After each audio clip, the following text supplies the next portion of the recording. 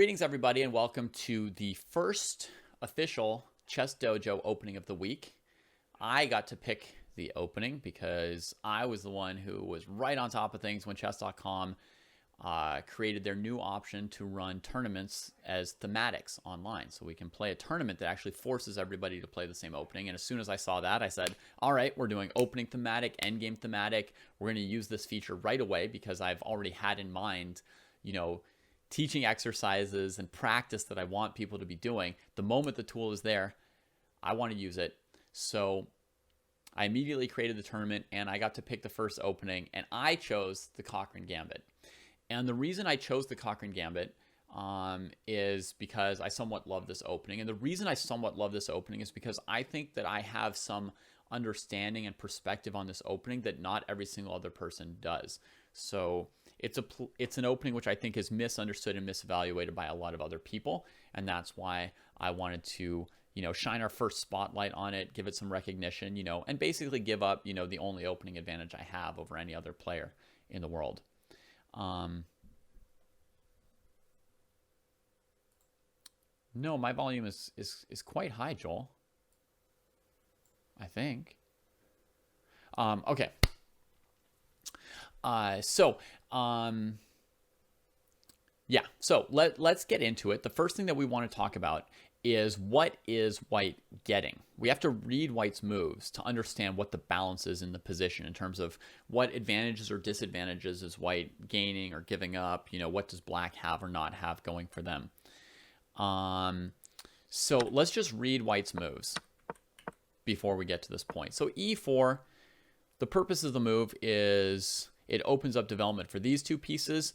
It starts to control some place in the center with the pawn, and it starts to establish squares for your knights at f3 or c3 by preventing your opponent from playing e5, e4 to disturb the knight on f3, or d5, d4 to disturb the knight on c3. Black plays e5, and now knight f3. This move here continues to say that white is valuing development, right? Every move so far is improving their development. White's also using a threat to attack black's pawn and starting to control two central squares immediately. Very clear, strong move, trying to force black into some move that defends the e5 pawn. Black responds with knight f6. Similar to white, they're developing quickly. They're not willing to play a subpar move to defend e5. Instead, they counterattack white's e4 pawn. Now here, white plays a move which says that they value material somewhat versus development, right? They play knight takes pawn. Alternatively, white could have played a move like knight c3 or bishop c4 or pawn to d4. My arrow got out of control, right?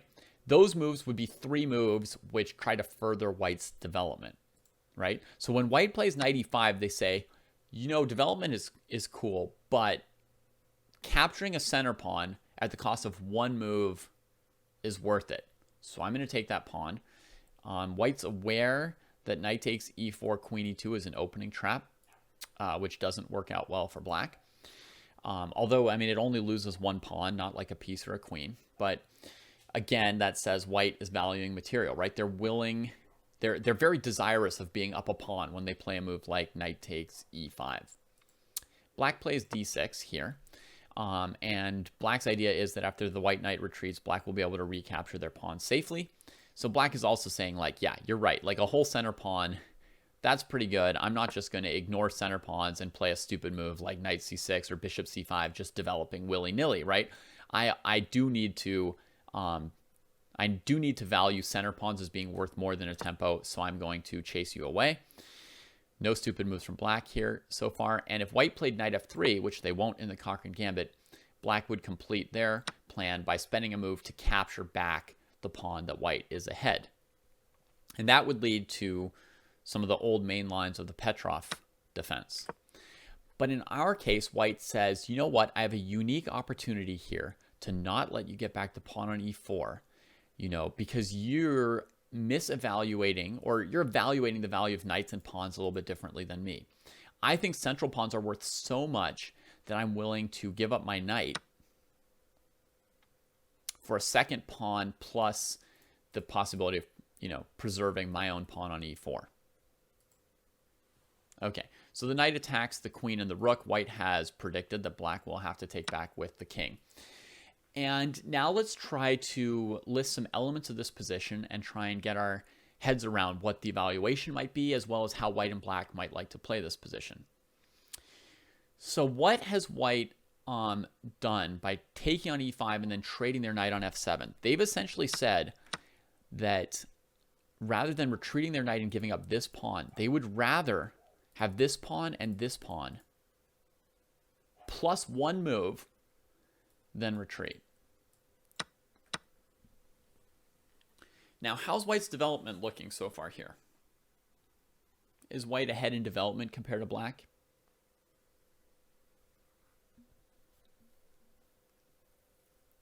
So the player playing white has not yet demonstrated a very strong emphasis on development, right? They have 0 pieces out now that they sacrificed the only piece that they developed in a kamikaze feeding frenzy for pawns. So white's got no pieces out, and if you calculate how many moves it would take for white to have this rook and this rook see each other and be connected, one way of measuring development time, it would take 1 move, 2 moves, 3, 4, 5, 6 to connect the rooks, right? For black, it would take 1, 2, 3, 4. So actually, white is already slightly behind in development here instead of ahead in development. So white has not prioritized speed of development. What they have shown that they're prioritizing is basically just the value of central pawns, right? Some people mistakenly think that this opening is about king safety, but this king is not particularly vulnerable if black takes the time to defend it. He doesn't have to, but he can, you know. So, you know, one way the game could go would be like here, here, here, here. And you'll see that the black king is not in any real danger. For one thing, if you look at the starting position, white has no pieces developed. So that right away tells you white's not playing for an attack, right? Black could have a problem with king safety if there were a long-term problem with king safety, but it's fairly easy to castle by hand here. You can play bishop e7, rook e8, as I just demonstrated, rook f8, sorry. Or you could play g6 if you needed to have another spot for the king or the bishop. So there's really not a problem with black's king safety. It may take them 1 or 2 moves to tuck the king away, which might make the development basically equal here instead of like a development lead for black. But it's not like a major issue right now, okay? So white's not making the gambit for development. White's not making the gambit for an immediate attack. White's not particularly making the gambit for king safety as an issue. The only thing that you see white really valuing in this opening are center pawns. And that should be no surprise that I can get behind that because I'm somebody who values center pawns, right? When people say that a pawn is worth 1, I say, well, hang on. All pawns are not created equally. What do you think the e4 pawn is worth compared to the h2 pawn? If a pawn is worth 1, that means that an average pawn is worth 1. And that means some of our pawns are worth more than 1, and some of them are worth less than 1, right? To me, a rook pawn is worth about half as much as a center pawn. Okay? To me, first of all, rook pawn attacks half as many squares. Second of all, the squares that it attacks are not worth as much as the squares that this pawn is attacking, because this pawn is taking away squares that the black pieces might like to be on. The black pieces aren't particularly like trying to outpost on g3 at the moment, right? It's much more of a niche square to go to than d5 is, okay? Or f5. So I value a center pawn at about 1.2 pawns, and I value a rook pawn at about 0.6 pawns, okay? And so for me, this makes a lot more sense. When I look at this, white has 2 pawns for the knight, but I count this as 1.2 pawns, and I count this as 1 pawn, right? So actually that doesn't quite make the math turn out right. So it might even be like, you know, 1.25 and 1.1 or something like that, right? Like these pawns have to be worth enough to make up for the 0.6s. And then these pawns are worth like probably about 1. They're probably worth about average between the terrible pawn and the good pawn, right? So it's probably something like 0.6, 1, 1.1, 1.25 or something like that for the average to come out. It even needs to be slightly more than that, you know, 1.12, 1.28 or something like that, right? So in my system, I'm looking at how much material white has for the knight, and it's actually more like 2.35, 2.4 points worth of pawns against the knight. So the gambit's a little bit less to me than it is to some other people. And now the whole point of the game is really going to revolve around that. That already tells you what the fight is about. White has basically said that they're valuing these center pawns so much that they're going to put the pawns in the center of the board, and these pawns, these two pawns at like e4 and f4 are going to be worth a knight. That's basically what White's saying with this opening. Okay, and another way of thinking about how this is going to work out, which is another way that I think about this sometimes, is let me just make some random moves again, right? Knight c3, rook f8, go h3, maybe another surprising slow move for you folks. Knight c6, bishop e3. Notice how this bishop doesn't really have anywhere to go right now. So the first moment I want you to notice. If it goes to e6, d5 wins a piece. If it goes to f5 or g4, it gets captured. So we'll play like this, like this. All right. So look at a position like this for a moment. Actually, I could have played without h3, just with bishop e2, right? Let me just make it a little bit better for you guys. Bishop e2, king g8, bishop e3, knight c6, castles. And we'll notice here that the bishop can't go to f5 or g4 or e6. So it goes to d7, and we play f4 for white and set up the main duo of pawns, right? So looking at this, let's look at the black pieces, and let's look at their scope and their options. Are any of the black pieces, the minor pieces, the knights and bishops, well placed? Do any of them have a lot of options? Do any of them have good targets right now? Are any of them attacking anything? Are they flexible? Do they have 2 or 3 different options? They're just using one of them right now. Ask yourself those kind of questions. And what you see is that every one of those pieces is bad, right? So if every one of these black pieces is bad, another way of thinking about this is that each of these pieces is worth less than 3 points because each of them is hurt, right? So we shouldn't double count things, right? Because that's the effect of the pawns being good. But if you want to just say, oh, these are all just one pawn, right? They can't make up for the pieces. Here's another way of thinking about this position. Look at white's pieces, and you might say, oh, this is 3.15, this is 3.15, this is 3, right? And then you look at black pieces, and you go like 2.8, 2.8, 2.8, 2.8, right? And then you add up all those 2.8s, you know, 4 times 2.8, and you compare them to 2 times 3.15 and 1 times 3, right? You'll see that basically by each of the black pieces having lost some of its potential, you know, the math can add up a little less well for black. And some might argue, you know, how much we dock these pieces for their position is open to debate, right? Some people might say, oh, this bishop's, you know, it's 3 out of 3.15. It's eventually going to be awesome, right? And other people might say like, no, this thing's never going to see the light of day. There's just no scenario anymore where this piece is ever any good. And they might say, you know, this piece, like each of these black pieces is worth 2. And if each of these pieces is only worth 2 instead of 3 to 3.15, then black's got a real problem, right? Then they're down in material by like quite a bit. So depending on how you would evaluate the strength or weakness of each of these pieces, you might prefer white or black's position. But in any case, what you can see is that the sense of what white's play would be is that white's center pawns are supposed to somehow be hurting all the black pieces. And whether that means that the white pawns are better or that the black pieces are less good, you can count it any which way you like. And the math of it is going to determine whether you like white or black. But that's the central concept of what this opening is trying to do. It's trying to hurt the black pieces, trying to say that these pawns are so good and have such a strong influence on the game that white has a good position with the pawns versus with the piece. Okay, and with that said, we're going to pass to some sample games. Does anybody have any questions about that exposition of what the opening is about? from this to this. That's kind of what we're talking about, from this to this. This is kind of like white's dream scenario. So if you don't like this position for white, then you definitely don't like this opening. And black doesn't have to just sort of like put their pieces on simple passive squares. I would argue white's got a huge advantage in this position, but different people would have different opinions on it. Why would you play d4 before knight c3? In my opinion, it actually doesn't matter which one you play first, Morphe fan, but I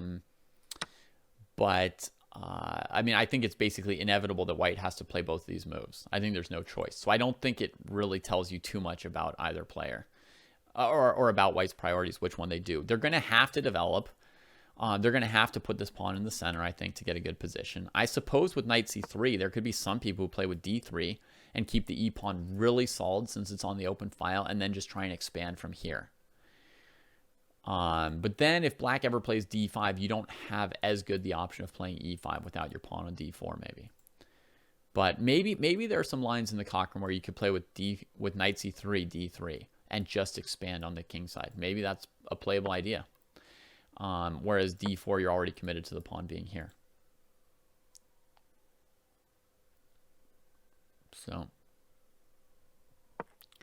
yeah, Joel's saying if you go with the knight c3 first move order, you do give your opponent the option of playing c5 right away, and now you can't play d4 without trading that pawn, maybe. And black can't take the pawn on e4. I mean, they can, but they lose the knight to queen h5 check. Some people sometimes do this. They just give back the piece. If black goes on this diagonal, there's queen to d5. If black plays g6, there's again queen d5 winning this piece. If black moves the king to the e file, the queen drops back to e2. And then after d5, f3, white wins the piece back.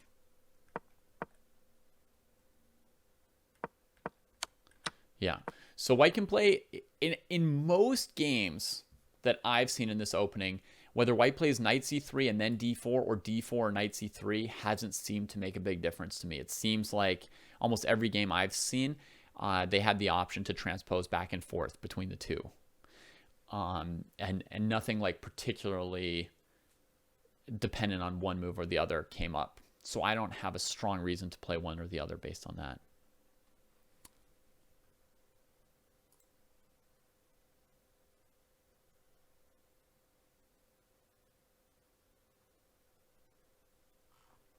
All right. Any other questions, or shall we get into some games?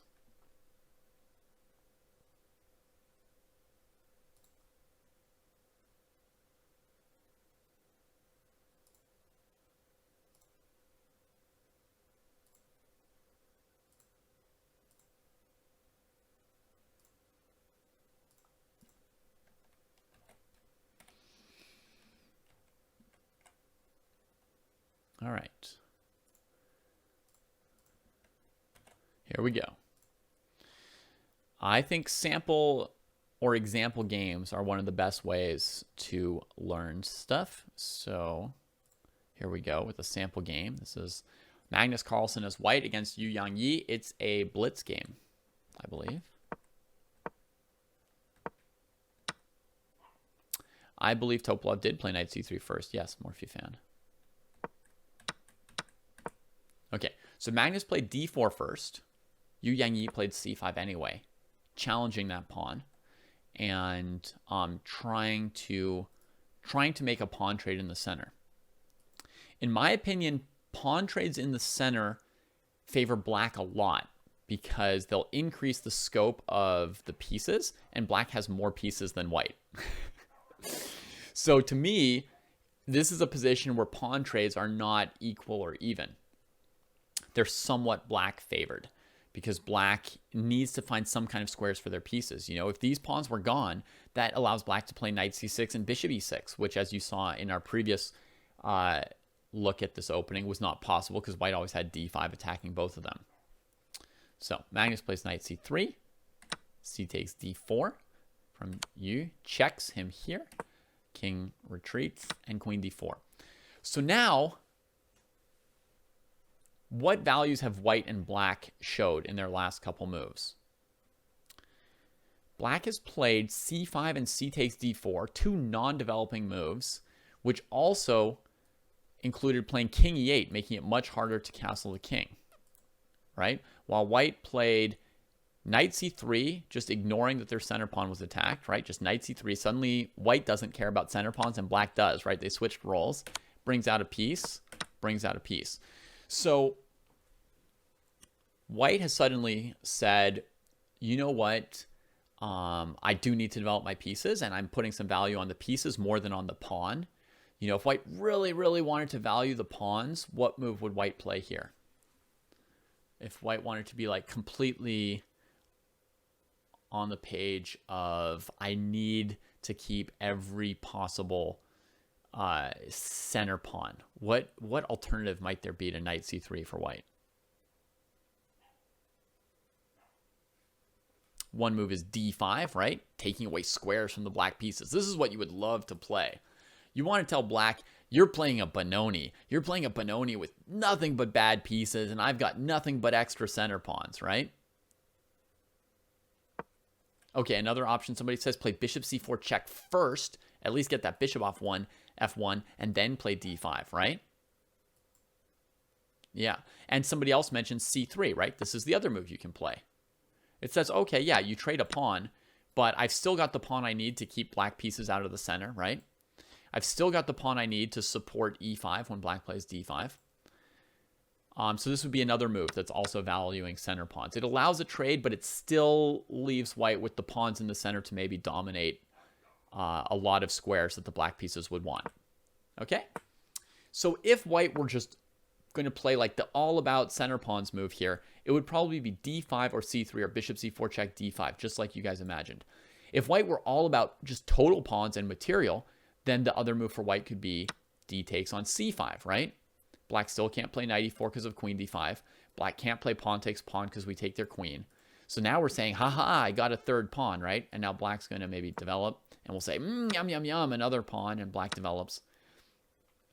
Now this white player has gotten themselves 3 pawns for the piece. Yay! Unfortunately for them, black's development is really, really dangerous here. Right? Look at the scope on these bishops now compared to before. The knights have some possible hops, right? g4 is a danger. e4 will become a danger very, very soon. This knight's got e5. So this position could get very dangerous for white. Black's threatening rook e8, so white needs to think about castling here. You know, maybe bishop c4 check, trade a bishop on e6 and get castled. And the black king on e6 will slow down black's attacking possibilities. But this variation here, suddenly, you know, black's developing a lot and white's really all about the third pawn. So in the game, Magnus played knight c3. That's like a development move, right? Development move. Development move. And black has completely prioritized gaining control of some possible toe holes in the center, right? They played c5 non-developing move, c takes d4 non-developing move, and they even, in this position, chose to play king e8 instead of this.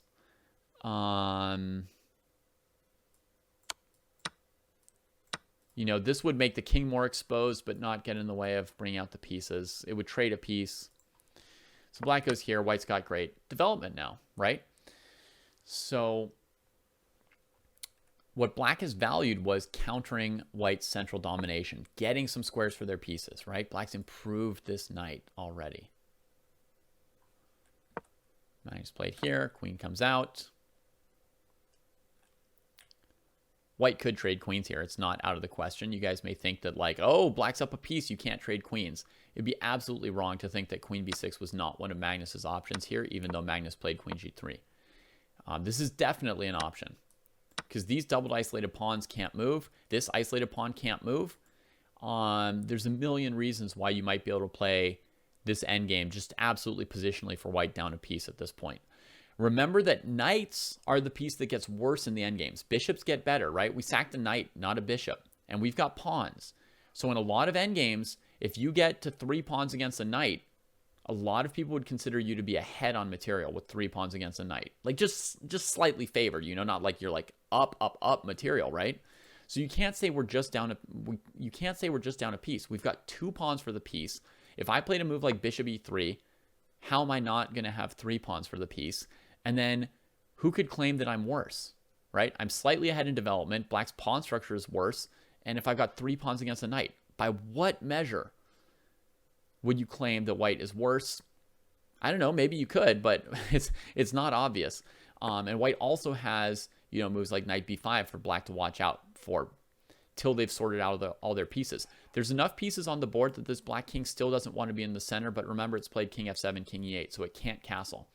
So this king's probably going to hang out on the d file, hiding behind this pawn here. White's obviously going to put a rook on their only semi-open file. This whole endgame is very, very complicated. I would not confidently give an evaluation to it. So I would just give you a general evaluation that is probably playable for white and black. Magnus played queen g3, keeping queens on the board. And, his queen looks at these 2 squares. But I imagine Magnus is strong enough that he knows that he's allowed to trade queens. A lot of you would think like, oh, this is basically a threat from black to win the game. So it's like being checked. We have to go away. But we don't have to go away. You could trade. It's absolutely a candidate move for white to just trade the queen here. So moves the queen away, knight to d4. Black plays an aggressive move here, not developing these pieces, it seems like, and going after the c2 pawn. Well, Magnus isn't going to allow knight c2 to a1, but he doesn't care about the c2 pawn, right? He's going to value development over a pawn at this point here. He knows this king's stuck in the center, right? He's got control of this diagonal. His queen's on this. He's ready to turn this game into, bishop e3 and then f4 e5, right? He's willing to turn this game into an attack if that's the way the game goes, right?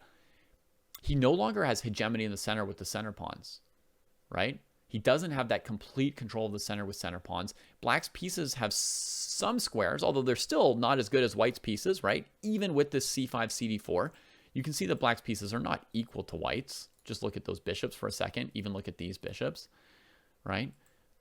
And, this pawn and this pawn means white's knight is always going to be a little bit better. But, black's helped their pieces.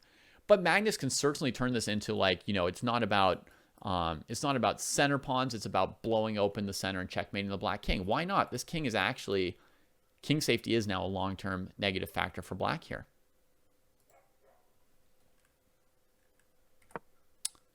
So Yu Yangyi plays bishop e6, not knight c2. Hopefully most of you are on the same page as him on this move, because I would just like to tell you that the move knight c2 looks suicidal to me here. It looks downright suicidal. We're not even going to analyze it. If you like the move knight c2, I think you should work on your suicide problem. Bishop e6. This makes sense. He's trying to challenge this bishop, trying to trade a slightly worse piece for a good piece, right? Try and give the king some ways to run away, because right now this bishop is a big part of the king's problems. So Magnus traded, which is not super desirable. You guys see any alternatives for white here?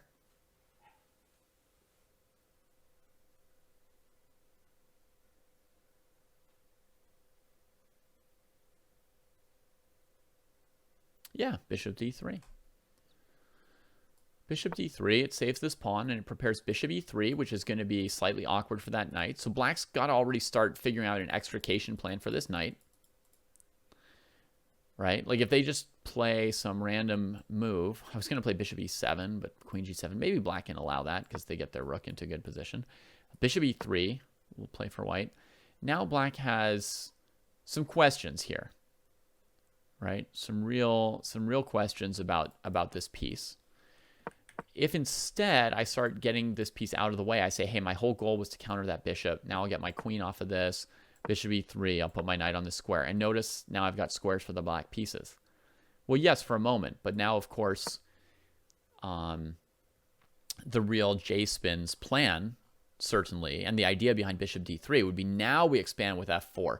And now we're saying like, well, yeah, you got your pieces there for a moment, but I've got e5 and f5 to harass them. And you still haven't figured out the space for your king, right? How do you guys evaluate this position? You should be asking yourself this a little bit every now and then as we're looking at these sort of new positions that you're not familiar with. How do we evaluate this position, right? From black's perspective and white's perspective. You guys want to keep a tally of, you know, whose position you actually like. Another way you can play, somebody said knight to d5. And yeah, even in this position, you could play a move like rook e1, trying for knight d5 instead of throwing the f-pawn. There's even two different styles of playing bishop d3 at this point. But let's go back and see the other alternatives somebody's mentioning here. We could play knight d5 in this position. And knight d5 sort of says we want to keep this light squared bishop. If black tries to trade pieces, we want the open e-file, like in what? The Sicilian defense, right? So let's say black did this, and I don't know, like king here or something like that, right?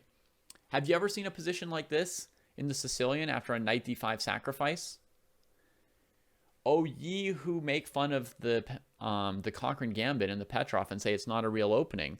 I mean, would you never play knight d5 in a Sicilian defense and get a position like this, right? After they take and you take? This should look very, very much like a normal open Sicilian position. And once you say that, it probably doesn't necessarily look bad for white. It probably just looks complicated, right? Yeah, black could play a million different moves, and we don't have the time to evaluate all of them, right? But this is going to cost black a tempo on moving the bishop. It's an open question whether the bishop's better than a knight for this kind of fighting early in the game. The knight had a pretty good square where it was stable and defended by a pawn, right? So the bishop can wander on, and you know, we can play some position like this.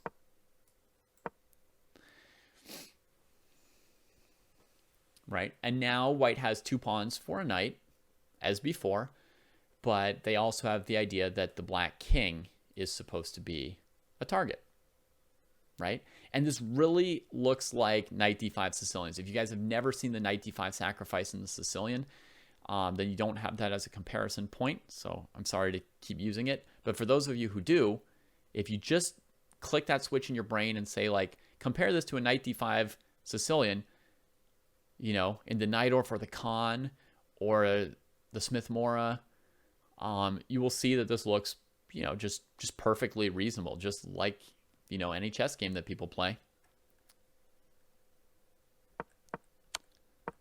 Oh my goodness, you wanted to play this move here because of bishop d5 knight e2. That's a very intense tactical solution to black's problems. If white plays rook e1 check, covering knight e2 and attacking the king, I don't want to get into calculating lots and lots of long variations, but it just occurs to me, you know, you're asking about a cool detail. My suspicion is this doesn't work out for black right here. I think they now lose the piece because we've covered knight e2. Again, we could calculate some long thing where black now moves the king, gives up the bishop, goes for knight c2 instead of knight e2, but I think it's somewhat implausible. Definitely very, very dangerous how badly the black king could get attacked in these coming positions. Like, you're allowed to sack a rook to get that kind of position, even if black can get the rook. And at most, it'll be an exchange, right? So it's actually pretty ludicrous for black from a master perspective to try and play that position. So that's another option for white, right? Okay, anyway, back to the game. Magnus makes the trade, plops the knight on d5. So he's no longer playing to show his center pawn's value. He's now playing based on the king safety, right? He's trying to play it like a knight d5 Sicilian sack, right? He wants, you know, knight takes, pawn takes, knight c5, hello Sicilian attack, right? Where you get the e file and the black pieces can't get out too well and the king's scrambling through the center. That's what he's trying to create here, because he has other options, right? He could be playing king h1 to push the f-pawn. He could be playing bishop e3 to push the f-pawn. And he could be just trying to cramp these pieces with his pawns and play it slower and wait for black to untangle this stuff. But Magnus plays this game very, very directly. He comes in with knight d5. Black doesn't want to open the e file, so they just move the queen. Now he inflicts a pawn weakness on black, hits the weak light squares. The king has to do his own work. And black now untangles. h5, kicking the queen, bishop coming out to h6. And presumably Magnus miscalculated something in this section here, because, you know, this move here, and black recovers the bishop, I suppose. Queen h5, queen e4. I haven't even calculated all of this, but it seems like there must be something here that's what he missed. Maybe knight f4 as well. Yeah, we still have enough to win if he sacks the queen. The queen moves somewhere. Yeah, this is the move. Knight f4 and white's getting shredded, right? Black's capturing on g2. This bishop's in trouble, etc.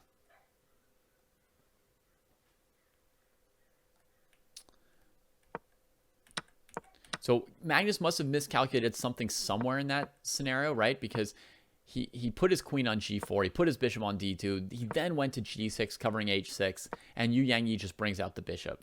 And suddenly, Magnus's position is no good, right? He avoids the bishop trade at least, and by attacking f6, he stops rook g8. But after rook e8, you see that the point of giving black these bad pawns has actually been completely refuted and dissipated. The bishop gets out of f8, it comes to e5, and suddenly the black knight is better than white's 2 pawns. So black starts to go for the initiative, attacking g2. He's also threatening rook g5, trapping Magnus's queen. So Magnus has to play h4 to stop rook g5. Then black takes on g2, rook g3, and a killer move. Yu Yangyi just smacking him down at this point, attacks the queen and rook. If pawn takes, then rook takes rook with check, and the rook can't take because of the rook on the g file. So Magnus resigned here. So a crushing win from Yu Yangyi. What we can see is that when Magnus went for knight f6 check, he was thinking this bishop is like stuck in really badly, right? Black can't move these pawns, so I basically killed this bishop. His king's still in the center. Everything looks plausible except that the bishop got out. That turns the entire game around. When that bishop comes out, black goes from like looking like he's lost to looking like he's clearly better. All right, so that's one interesting game with the Cochrane. Any questions about that game, or we can move on to another one? I'd like to get through at least one more game here.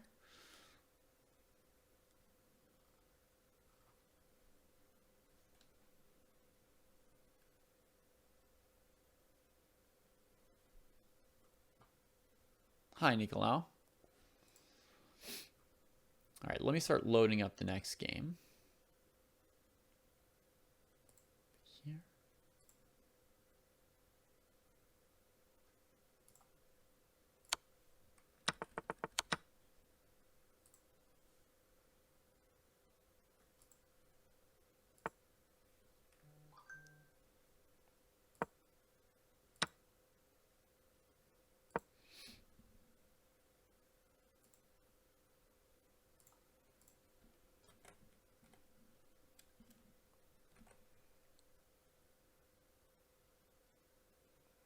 Oh, actually, I need to save these 1 second.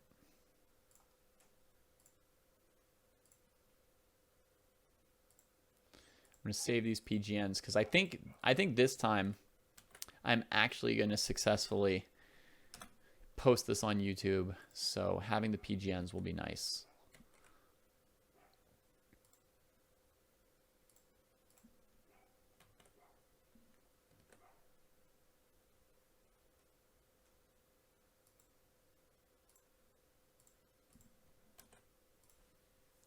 All right, now we've got Ivanchuk against Li Chao. The Cochrane is one of the crazier things that can come out of the Petrov, yeah. Dionysus, yeah, if you want to practice it, you're going to have to find somebody who wants to practice it with you. Right? If you just play random games on chess.com, this opening's not going to come up very often. The Petrov is not a very popular defense at lower levels. You just got to ask somebody in Discord to play with you, where you're agreed to practice the opening as preparation for our next tournament. All right, so here's another one. Ivanchuk, Li Chao B. And it's a rapid game, not a blitz game, but a rapid game. All right, so here, knight c3 is played, and black just calmly tucks the king at first, right? Just getting the king out of the way. Ivanchuk plays bishop e3, and black plays knight to g4. And you guys may have noticed that when I was first introducing this opening, I kept playing either bishop e2 or h3 for white in this position, right? So normally I worry about black playing a piece to g4, and here it happens. Bishop e7.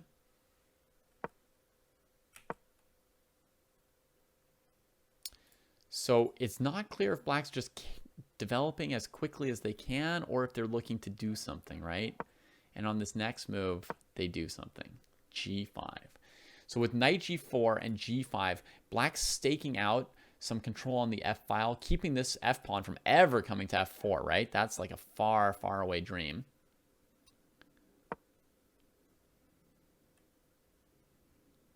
And, you know, creating some scope for the rook, some play for the knight.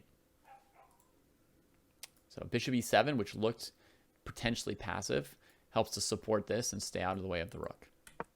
Knight c6. Now white plays knight d5, which I don't understand. Let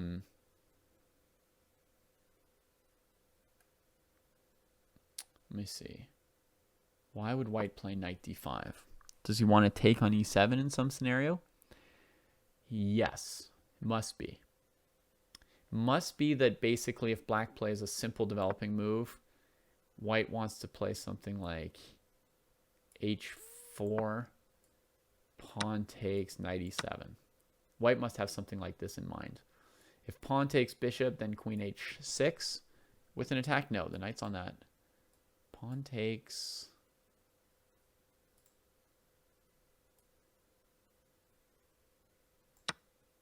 Queen g5 check.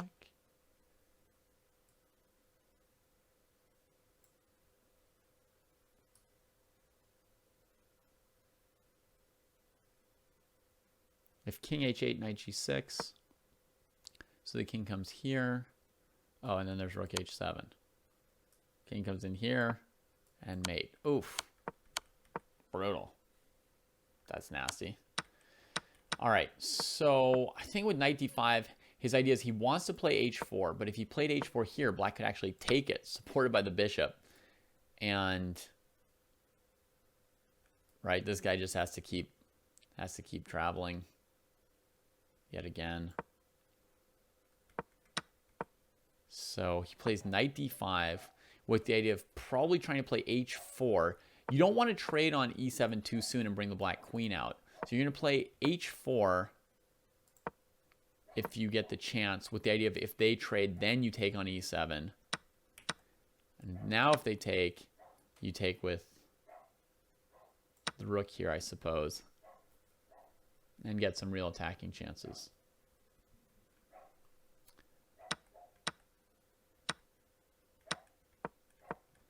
Yeah, I mean, it took me a second to figure out what the point of knight d5 is. It's a little bit weird and obscure, but it must be with h4. That's the kind of move white wants to play.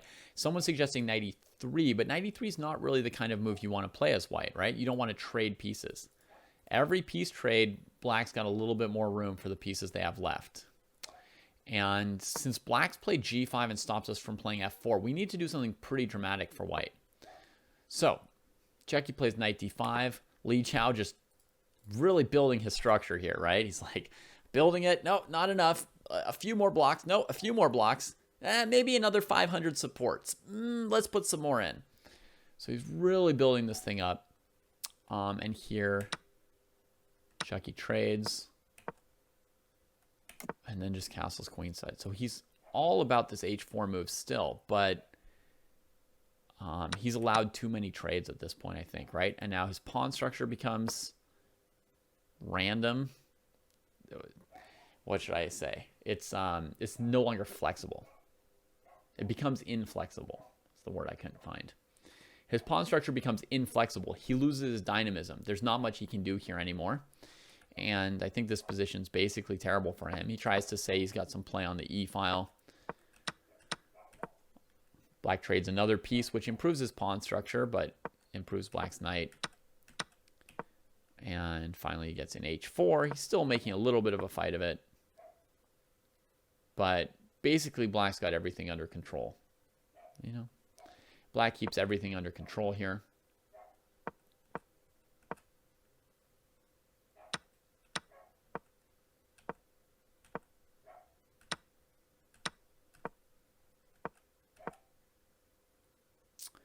All the black pieces are still fine. The g5 pawn is still being supported.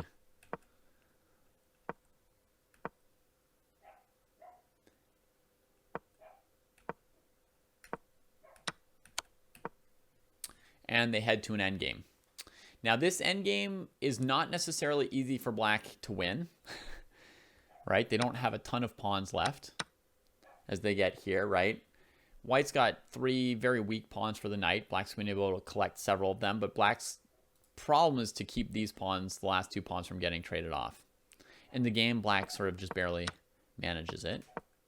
Rook e4 cuts the knight off for a bit, and white trades 1 pawn. And white never gets that last pawn.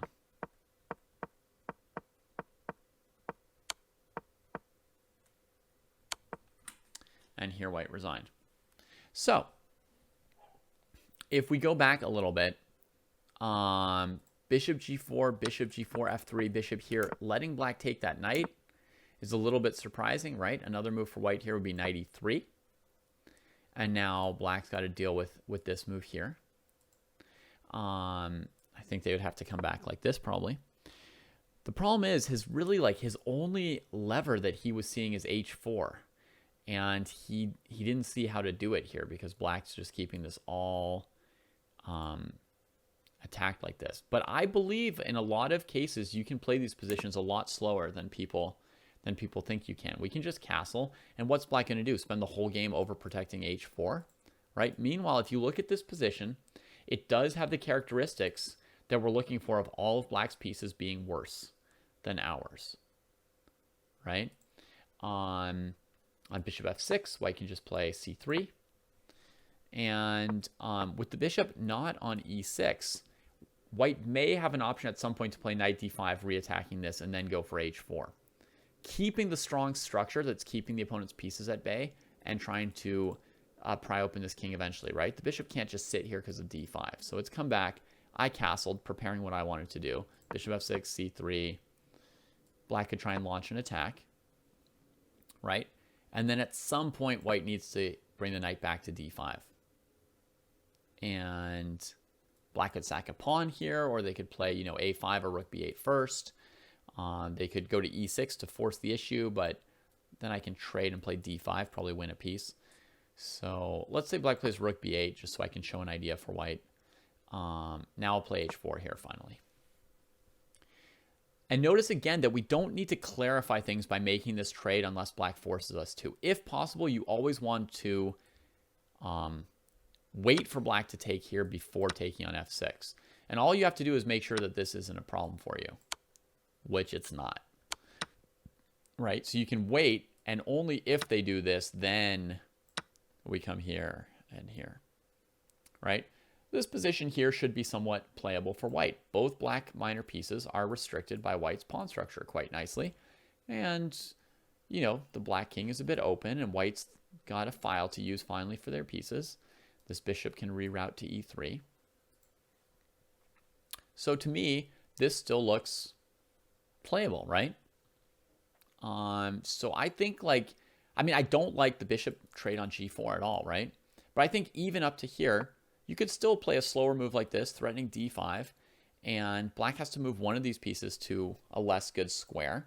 I played bishop d7, which, as you guys noticed, let the knight come back to d5 later. But if I'd played bishop f7, then the knight has the f5 square. And that means that white has h4 right away in that position, with or without knight f5 check first. And the point is, if black takes, we have check here, queen h6. So we successfully open the h file for the rook. Probably I can do this. I don't know. Here, is this a problem? Trying to trade the knight. Pawn takes, bishop takes, rook h6. Yeah, this is not a problem for white. Not a problem for white. So you could probably throw in the check. and then play with h4. And you see white's got a game. So, you know, there's a disadvantage to each direction with the bishop. Alternatively, black could just play knight b8 here if they really need the bishop in both directions. And again, we'll castle, and this will maybe come here. And this way, at least black hasn't allowed white to play h4 quickly. But again, you know, white always has something. Look, when the knight finally comes here on this passive square, we have d5 because the bishop can't retreat anymore. So it has to come this way, and we get knight f5 here, h4. See? Always something. Always something if you play it well. So I think a big mistake in how you're seeing both Ivanchuk and Carlsen play this opening is they're forcing things and playing a little bit too quickly, I think. They're not confident to just sit on their position and let their position sit on black's pieces. Going back here, let's look for alternatives to bishop g4 because that's like a horrible, horrible looking move. Let's just think about why he played it, right? I mean, we don't want to trade pieces, so it's a real surprise to see this move. Let's say he plays f3. Probably black plays knight f6. It doesn't look like black has a tactic that we need to look at, right? They just don't have enough pieces out yet. So black probably plays knight f6. Maybe he hated the idea of this position here, right? And like this. Maybe. But again, you guys know what I would probably do. I'd probably keep my knight, right? Because what's the math and what's the logic on everything white's doing? The logic is that all the black pieces are slightly worse than a normal piece because of this pawn center. So in a sense, every time we trade a piece, we're losing material for white. It's not an equal trade, right? So to me, logically, you're always retreating in the face of one of those things. And look, we always have d5 and e5 hanging over these knights' heads. They don't have any like other hops in the center for the moment at all. None of these squares are sensitive for white. Maybe this knight would try and hop around here and find another square like this. Again, I'll avoid the trade, right? I'll move my bishop. Maybe I can go to c4 now. Even if I have to go to f1, I'll do it. I don't care. But maybe I can go to c4 now, because if black plays bishop e6, d5 should maybe win a piece for me. And now, yeah, I mean, the knight hopped around a bunch, but I've still got it kind of controlled, right? I can play g3 at some point if I want to. I can play h4. And, you know, black's still finding spaces for these pieces, right? If they play bishop d7 and they've got no next move, I mean, I don't have to play g3. I could just castle, right? I'm happy with my position. Ultimately, what? Black's going to play a6, b5, try and find some space somewhere. This knight would have to move, right? And at some point when they do, when they're ready to start chasing me, maybe now I'll play like this, right? And start trying to transfer things into an attack on the king side. There will come a time when you do have to speed up. I'll say that much, you know, because I'm saying that they're playing it too quickly and that they could slow down.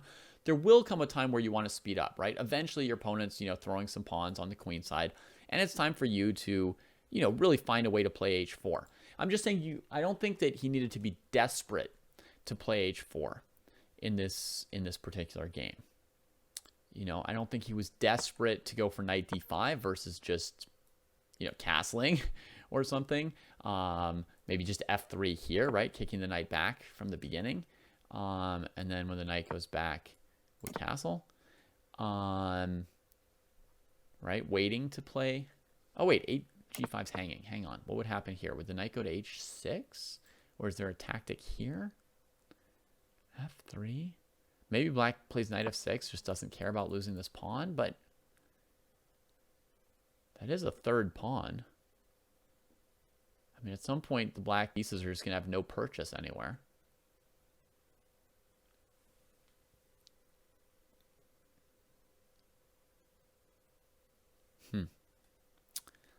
Yeah, I don't know. I mean, I suppose it could go to h6. It's sort of a lousy square, and you know, I'll be happy to castle queenside then. So, yeah. So I think there's like multiple ways that white could have played this slower, and I don't know why, you know, he tried so hard to force some trades. You know, 2 piece trades is like really big bad news for white. Okay, so in these positions here as white, I would say what you want to remember is that every white piece is supposed to be a little bit better than every black piece. The value of your center pawns is very dependent on them limiting enemy pieces. So if you've traded off your opponent's pieces, you're not limiting them anymore. So this pawn can limit 3 enemy pieces at once, not just 1. So the more enemy pieces are being limited by your pawns, the better white's position is overall. So, yeah, don't go for those trades in general as white. And as black, welcome these trades. I mean, Li Chao played this game very, very well, right? He created some kind of weird situation on the F file that restrained the F4 move white wants to play. He overprotected G5, knowing that H4 would be like the lever for white that would develop a rook, attack his king, and trade a less valuable rook pawn for a more valuable knight pawn. So he realized that was white's big thing. He fought against it, overprotected G5 basically throughout the game, and still it was barely defended enough, even with all the work he spent defending it, right? Made all the trades that he could, right? Trade. Now, obviously, he doesn't have that many pieces to be weak. And you see, even after all of this, the G5 pawn was like barely defended, right? It's barely defended enough. And half of what he's done has been defending the G5 pawn. So it's a very nicely played game by Li Chao. You see also he eventually has to win by creating a counterattack, pushing pawns somewhere. He couldn't just sort of like, outmaneuver white's pawns with the knight by itself, right? He had to actually fight here. All right, so with that, I'm going to copy that game. Anybody have any questions about that game that we just saw there?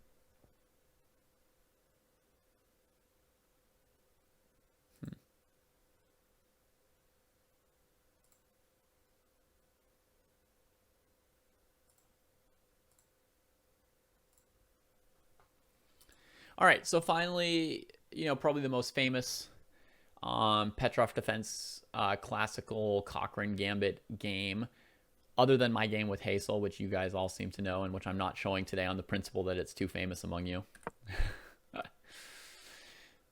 Topalov versus Kramnik, and this is a classical game. This is from Linares, right? A really big, serious tournament. Top players in the world playing the best stuff. And the best stuff is the Cochrane Gambit. Okay, so C5, check, here, trades, and then comes in the center. Kramnik starts fixing his king. Topalov takes the third pawn, right? So what are we seeing about the choices here? Topalov is choosing time over not trading pieces, right? One of our principles is not to trade pieces. So here he does this because he gets this piece off the back rank with sort of a tempo. I mean, black developed a piece that's equal, but when he trades, the king has to take, which means now the king is like 2 steps away. So basically, this is one lost move for black, and there's going to have to be a second lost move later to come back. So he gains 2 tempi of development by trading 1 bishop. Okay, that's what he does it for. The time control, we don't even know this kind of time control anymore, Nico Lauer. The time control on this kind of classical game from Linares in the 90s is probably like, 2 or 2.5 hours for the first 40 moves, then another hour for 20 moves, and then another 30 minutes after move 60, or maybe even an hour after move 60, or an adjournment. I mean, it's like a mammoth time control, presumably, whatever they were using. And they didn't have time delay or increment or anything, obviously. All right, so Topalov's now valuing time over the idea that, his bishop was better than the opponent's bishop and he doesn't want to trade it. Now he plays another move, which is, time. It's developing these pieces. Black plays here, and now he chooses to use his time to win a pawn. Doesn't have to, right? He could castle. He could play bishop e3. He chooses to grab this pawn. Kramnik defends the queen, which allows him to recapture and only be down 2 pawns instead of 3. Here, Topalov could take on d6, right? But we've seen a position like this before, and it gives black a lot of development. But, it gives white 3 solid pawns against the knight, 3 perfectly healthy, normal pawns against the knight. So if white went for this option here, black's chances, I just want us to understand where black's chances would be in a position like this. They would rely heavily on creating a very strong attack in the middle game.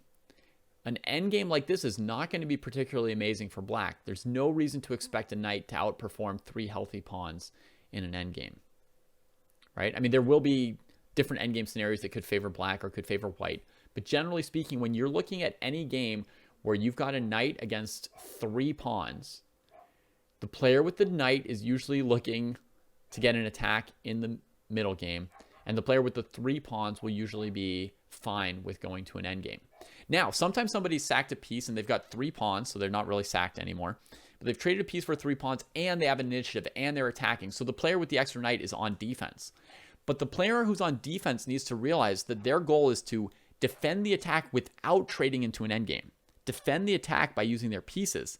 Fix their king position or whatever awkward problem they have with their piece coordination. And then counterattack within the middle game. So even if you're getting attacked, you don't want to get into a certain stereotype defensive mindset that a lot of people use in their games, right? You still need to understand that your win condition is to get an attack yourself. So you're looking to defend with pieces, you're looking to go for a counterattack, but you're not looking to just trade off. Unless that's your only choice for defending your king. I mean, ultimately, you're not going to let your opponent checkmate you because you didn't want to trade queens. You'll trade if you have to, but you're really looking to use the knight before the game gets too far into the endgame. Okay, Topalov doesn't like this. He doesn't want to develop the opponent's pieces like that, even though, it's not like the position would probably be terrible for white. It's not his preference. I think that position's fairly prospectless for white myself. To my taste, I'd be scared that the opponent has a good chance to beat me in the middle game, and in the end game, I would reasonably only be playing for a draw. It's not like my 3 pawns are particularly better than a knight here, not to like any extent where I would have a reason to try and win. I don't have far advanced pawns. I don't have like a beautiful pawn structure. Their knights are perfectly fine pieces. So to me, this position is basically prospectless from white's perspective. It's like I'm risking a lot in the middle game, and I'm not really expecting that there's any scenario where I'm better. So I'm not pumped about that kind of option for white. Neither is Topalov. So he develops and introduces the possibility of queen c4 to further just entangle the black pieces. So it's going to take them longer to try and get into any good position. Black plays queen d7 instead of taking this pawn because they want to have queen e6 ready if white plays queen c4 check. Again, white could now do that, right? White could go here, here, trade the queen, and then take on d6 to get the 3 pawns into the endgame, right? And white's probably not losing unless they're losing to knight b4. But in general, like now we've gotten, if all black does is, do something like this, and we play like, here, and now we castle queenside, we've bypassed the middle game where we're really likely to lose, but to me, it's still sort of semi-prospectless, and same for Topalov. Not to mention like maybe this right away. We don't want to play against a bishop. We really don't want to trade our bishop for one of these knights and play 3 pawns against a bishop. There, the bishop can be favored in the endgame. And remember also that in this position, there's a big worry whether this move is a problem for white. Because you probably have to sack that pawn, and then look for some kind of action while their pieces are slightly discoordinated, because now you're down to 2 pawns instead of 3. So not very attractive. Topalov just develops the bishop. Now Kramnik takes the 3rd pawn. I mean, at some point you want to take a pawn. A pawn is a pawn. If he plays a move like bishop e7, he's not valuing development over material, because when white takes, you just have to move the bishop twice, right? Plus Topalov's ready to castle queenside in this position. Then he'll have pressure on the d6 pawn. He'll have the idea of f4, e5. He'll have the possibility of eventually winning this pawn and having 4 pawns against a piece maybe. It's going to be a lot of pressure. You don't want to let white put the rook on d1, I think. So Kramnik takes, not because he's not valuing development, but because he's got no better way to keep untangling these pieces than at least getting rid of this pawn first. That's pressuring d6. So he takes, and then Topalov says, yeah, I don't have the whole center, but I've got 2 pawns here. I'm limiting this knight. The king's a little bit awkward, right? So he just keeps playing. Here, here, knight g4. Important, this tempo with rook d1. Castles. All right, so we get this position here. White's got 2 pawns against a knight still, right? And you can look at the black knights and ask yourself, do they look better than 2 pawns? And it looks like they should, right? These pawns are now blockaded instead of side by side. Pawns are best side by side. So white really, made a very committal move when he played this move. Not really a move that white loves to or wants to play, but presumably white had no real choice here, right? If queen c4, queen e6, you just trade a queen and you still can't defend e4. If you defend e4 with your queen, then probably... No, knight e4 and queen e7 doesn't work yet. The knight goes to g5. So this kind of sack doesn't work. It's probably going to be knight d4. But I'll just show you guys. Like, you would look for a move like this, tactically speaking. But knight g5 check should be good for white. And they can either, maybe checkmate black with queen d5. Or if black goes to g6, f5. Or maybe, they always have king f2 at this point.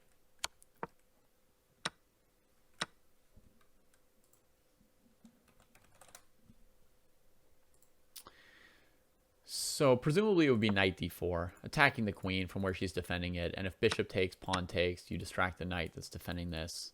It could be complicated after castle's queenside. Not 100% clear who it's favoring. So I don't know. Queen f3 might have been a possible move for white here if knight d4 doesn't totally win.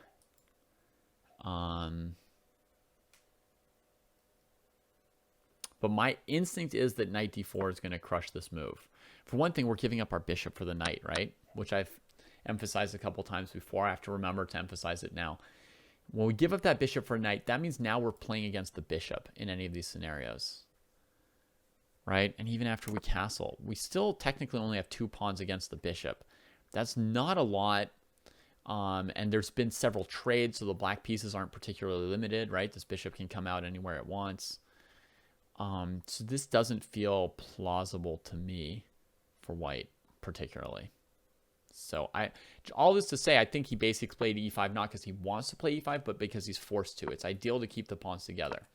So I think Kramnik's forced him to do that, and then Kramnik rushes to set up the blockade on these pawns on the color of the bishop. And so Topalov just doesn't even try and save the bishop anymore because the pawns are already blocking it, right? Why spend time doing this, right? Your bishop's not better than these knights. So at this point, it looks like white's opening has more or less misfired, right? The pawn structure has been blockaded. The knights have gotten out, and they're clearly not being crushed by white's pawn structure. I mean, they're being limited somewhat, but they're not being crushed by it. Black could even switch to playing bishop against the pawns instead of knight. So it seems like the opening's gone a little bit badly for white. Here, Kramnik didn't choose to grab the bishop right away. Instead, played h5, reinforcing the blockade. Just like in any positional opening, right? Any like advanced French or advanced Caro-Kann, you would see this kind of move, right? h5, and black's trying to control the light squares and block this piece by keeping the pawn on f4. But I mean, it was a big opportunity as well to say, like, I just want to play with a bishop against these pieces, right?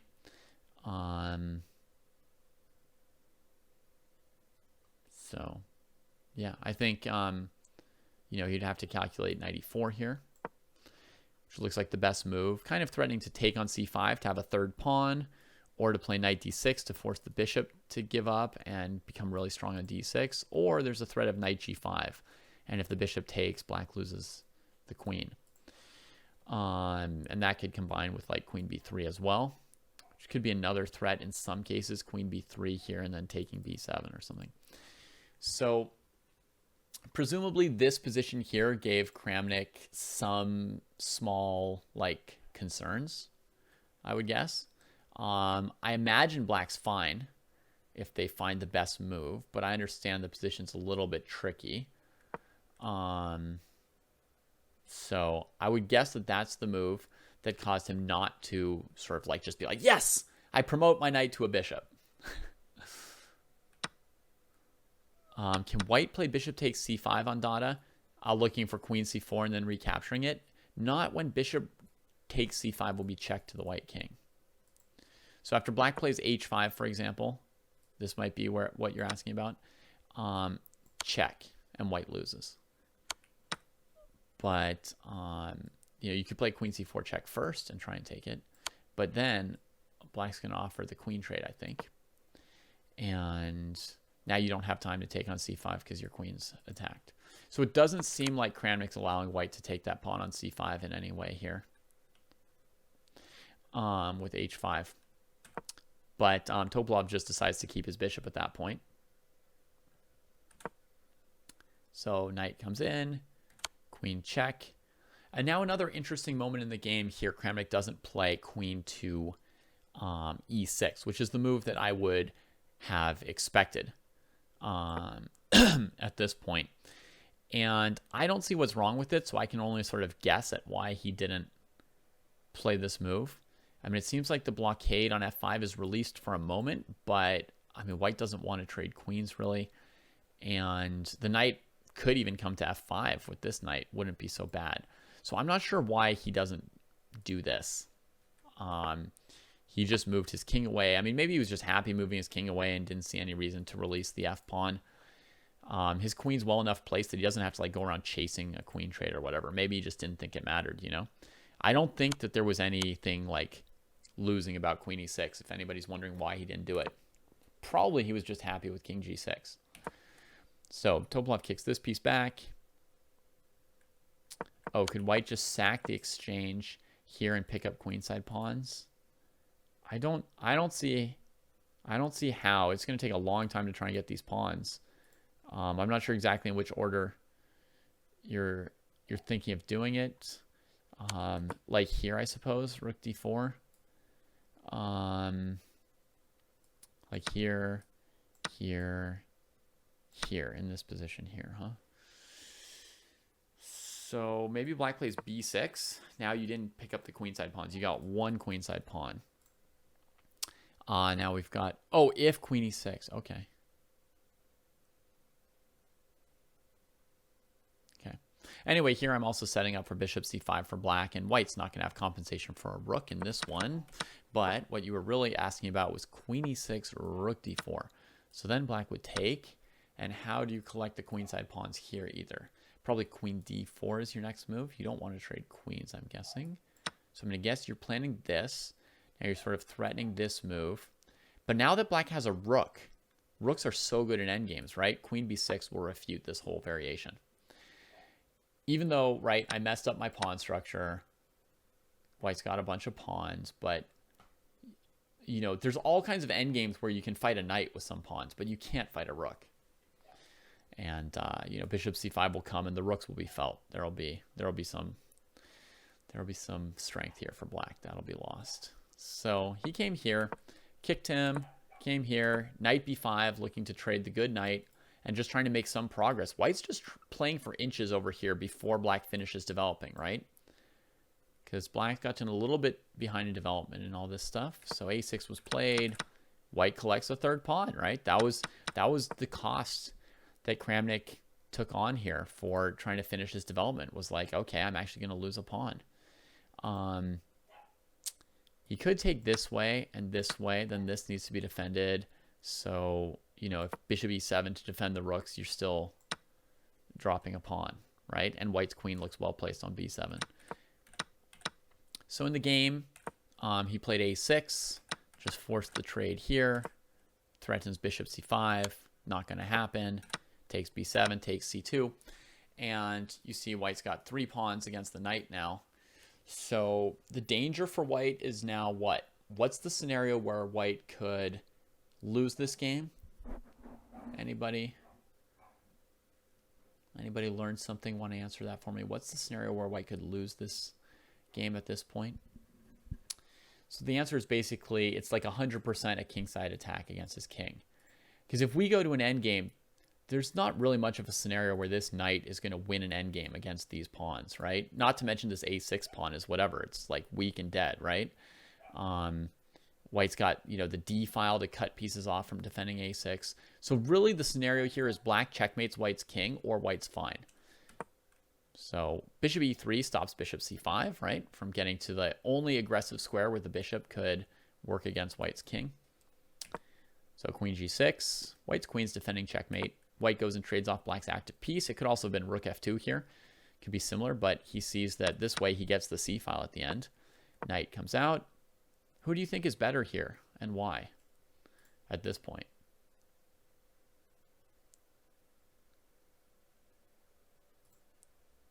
If I were just asked, I would personally kind of choose to play white. Seems like 3 pawns against the knight. The knight's perfectly well placed. There's no question of restraining the knight anymore. But 3 pawns against the knight, and my pieces are like a little bit more active. I don't feel like there are many risky situations here for white.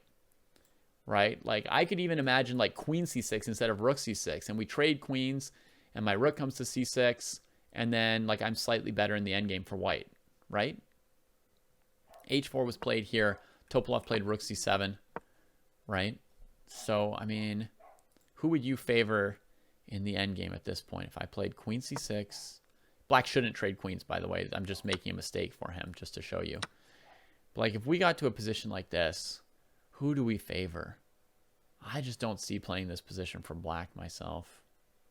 I don't like it. I mean, all white's pawns are blockaded on the king side. They're all slightly weak. Black's pieces are really good, but I just feel like there's way more scenarios where black ends up in trouble here. That said, against queen c6, black's not going to trade queens, right? That's not good for them. Even if they're going to trade queens, it would be like bishop e7, not queen takes c6. But they might try to avoid a queen trade here with like queen f7. Anyway, Topalov played rook c7. Kramnik played knight g3.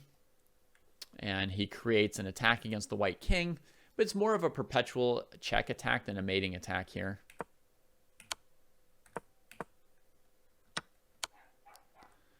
And the game ended here. I think they're just being fancy, basically. It's going like knight check, king here, knight check, king here with a draw. So I don't know why. Oh, I know why he played rook c7. It wasn't to like attack this. It was to stop bishop e7. So it was just to prevent this piece from coming out.